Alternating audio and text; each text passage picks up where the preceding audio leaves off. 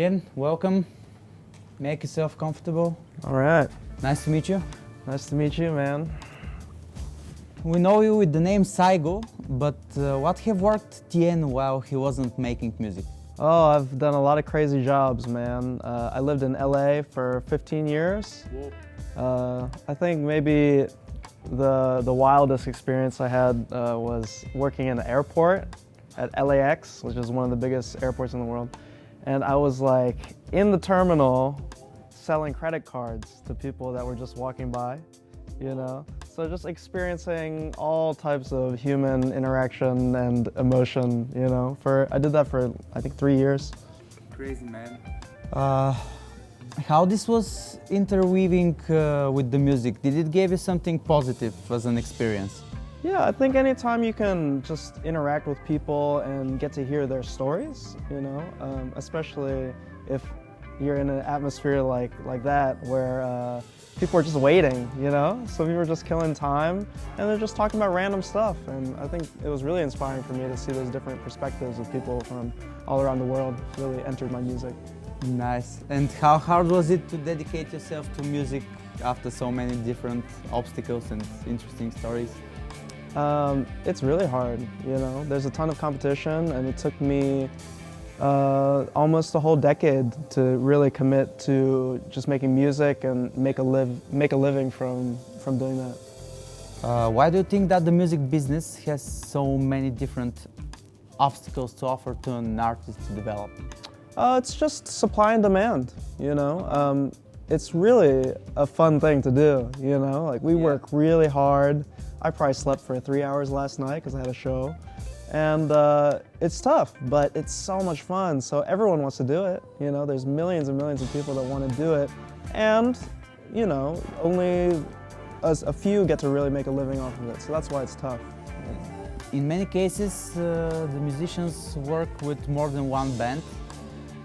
Do you think that this is an obstacle for the artist to be focused in his project, or there is some positive sides? Yeah, I mean, it's one of the many obstacles. But the positive side is there's people all over the world that you can collaborate with and you can influence each other and make cool stuff, you know? So the cool thing about music, unlike some other art forms, is you can really do what you love to do. You don't need like a team of producers and filmmakers or a theater or whatever. You can do it, you know, in your living room and make something really cool. So even though there are a lot of obstacles, I feel like it's a pretty cool art form in that it's accessible to everyone.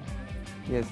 Okay, the next question is, what do you think about the concerts and the fees in Bulgaria? What do you think about the prices of the tickets in Bulgaria?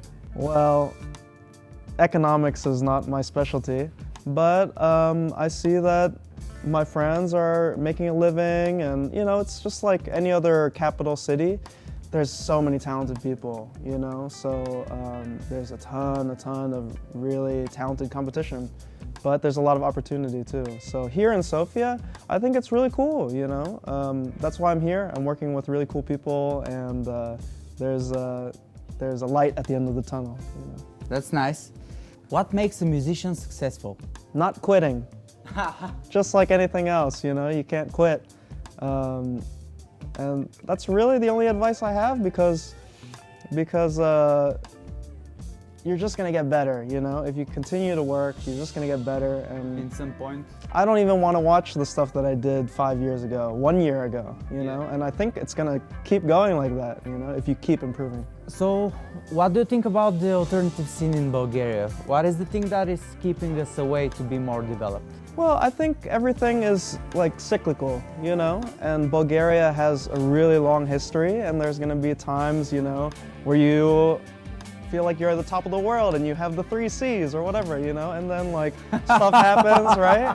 But I think like right now it's a really cool opportunity because you can listen to whatever music you want to make, and you can go and play in a bunch of different places, and you can really be experimental.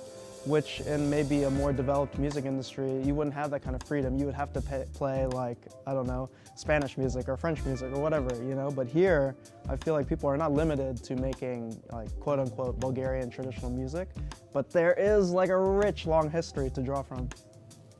Nice observation. Do you know that there is a saying in Bulgaria, a musician cannot earn for a household? What do you think about this?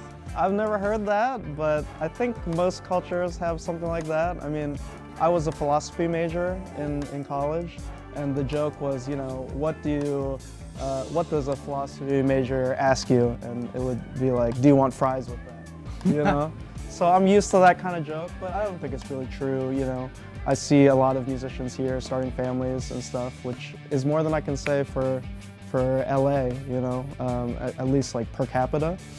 But I think if a society is more developed, they're going to value art more because it's so great for the society. And that's for other people to improve, you know. I'm just trying to make the best music that I can. Our final question, what do you want to change in the music scene in the next 5 years?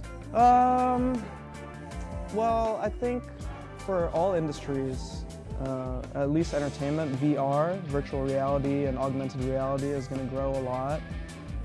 Even for music production, you might be like standing in a room with like goggles on and manipulating stuff, you know. A lot of musicians spend a ton of time sitting down, which we don't like, you know. We want to be active, but we're sitting down like making music. But I think with VR, it can kind of open up and we can be using a space like Minority Report, you know. Nice. And also, artificial intelligence is kind of like in the same area, but I think it's going to change the way that, it's already changing the way people consume music, you know, algorithms choosing what kind of music people listen to. And I don't know if it's a good thing, but it's something that is definitely happening more and more. Okay, thank you very much. Yeah, thank you, Lubo.